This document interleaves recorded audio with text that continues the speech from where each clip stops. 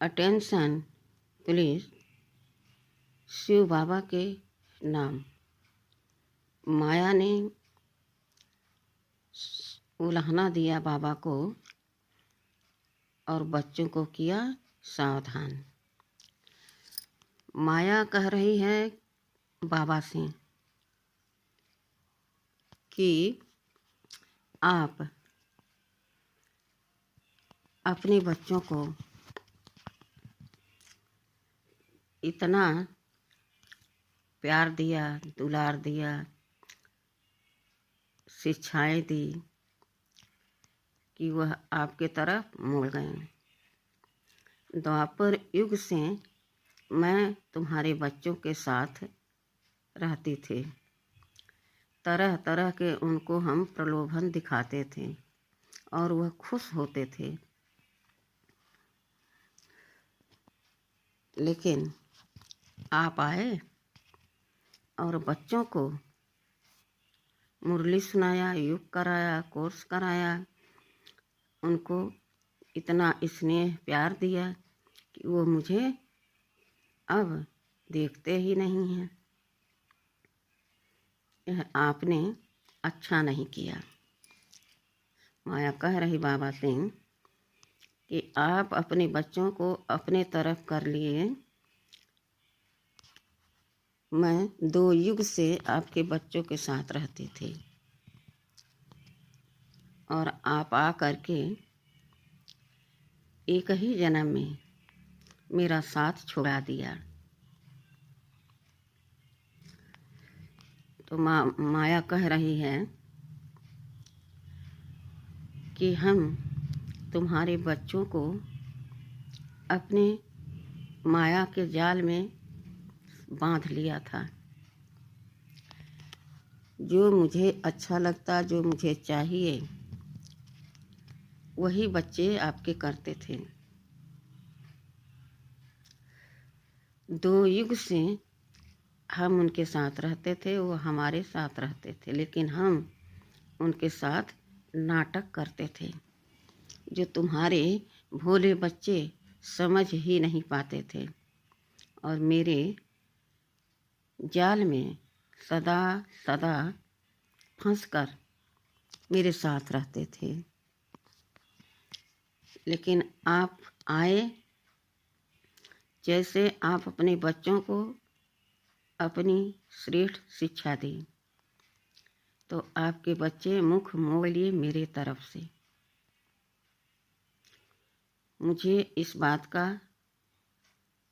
कोई दुख नहीं है,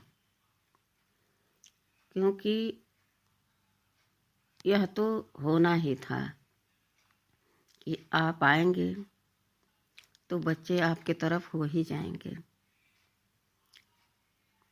लेकिन कोई बात नहीं, द्वापर युग से फिर मैं अपनी सेना के साथ आऊंगी और आपके बच्चों पर राज करूंगी। आपके बच्चे मेरे प्रलोभन में, मेरे जाल में फंसकर मेरे ही बनकर रहेंगे। फिर माया कह रही है कि बाबा हमें तुम्हारे स्वर्ग से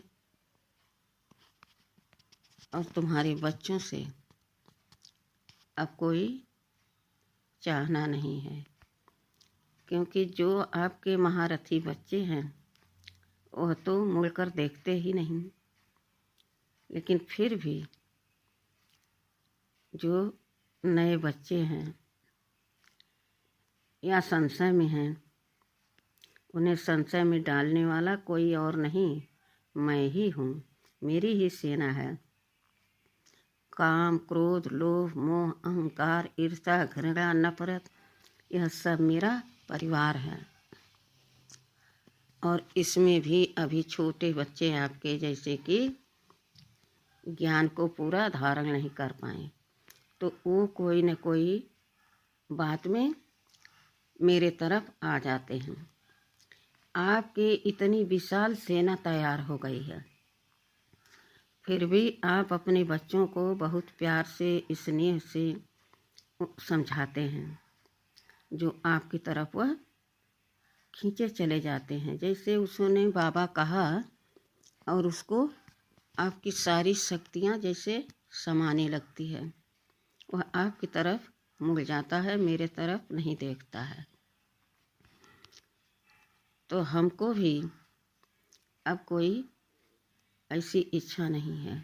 मैं भी चाहती हूँ कि आपका स्वर्ग स्थापन हो, आपके बच्चे राज करें, लेकिन द्वापर में मैं फिर अपनी सेना के साथ आऊँगी और आपके बच्चों को अपना बनाकर अपने अंडर में रखूँगी।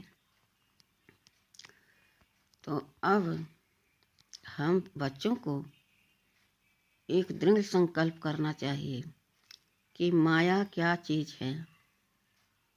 माया को मैं हराकर कल्प कल्प की बाजी जीता हूँ, इस बार भी जीतूँगा। ऐसा श्रेष्ठ जब संकल्प होगा तो माया इन संकल्पों से ही दूर भाग जाएगी। और माया खुद कह रही है कि अब हम अपने आप को और आपके बच्चों के पास नहीं रख पाऊंगी, क्योंकि आपके बच्चे अब आपके बन गए हैं। मुबारक हो आपका स्वर्ग, आपके बच्चे। मुझे स्वर्ग में नहीं आना है, स्वर्ग मुझे पसंद नहीं है। तो अब बाबा बच्चों को जो इतना सुख दे रहे हैं, तो बच्चों को भी इस पर सावधानी रखना चाहिए। जो अभी कच्चे बच्चे हैं उनको सावधान हो जाना चाहिए माया का ऐसा वार सुन करके। कहीं माया हमें बार बार अपने प्रभाव में प्रभावित न कर ले। तो बाबा ने कहा कि अब माया विदाई ले रही है, तो बच्चों को भी इतना श्रेष्ठ संकल्प रखकर माया पर तरस पड़ना चाहिए कि अब माया को हम भी विदाई दे दें। एक दृढ़ संकल्प करें कि जब हम फुल पावर से बाबा की याद में रहेंगे तो माया हमारे तरफ देख नहीं सकती। इस एक जन्म का पुरुषार्थ पूरे कल्प के लिए हमारा इतिहास बनेगा, हमारी सुरक्षा कवच बनेगी, हमारा सुख शांति समृद्धि सब हमारे पास रहेगा।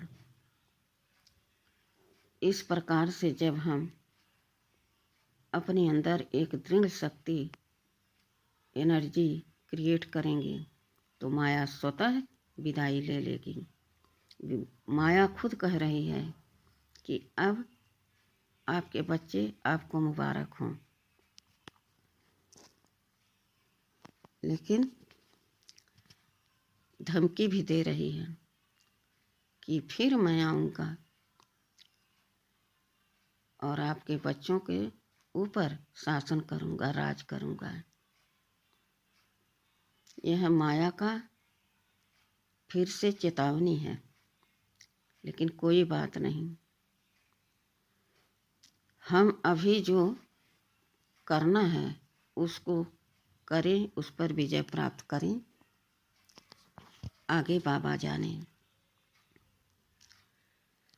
तो अब यह संकल्प करना है कि हमारे सभी ब्रह्मा कुमार कुमारी बाबा की सर्व शक्तियाँ अपने अंदर धारण कर माया को दिल से विदाई दे दें और अपने राज भाग्य को सुरक्षित कर स्वयं सुरक्षित होकर अपने राज्य में जाने के लिए पुरुषार्थ करें। यह स्वर्ग का राज्य और यह विजय की प्राप्ति ब्राह्मण बच्चों को, ब्रह्मा कुमार कुमारी को सदा सदा के लिए मुबारक हो, मुबारक हो, मुबारक हो। यही मेरी शुभ भावना, शुभकामना है। ओम शांति।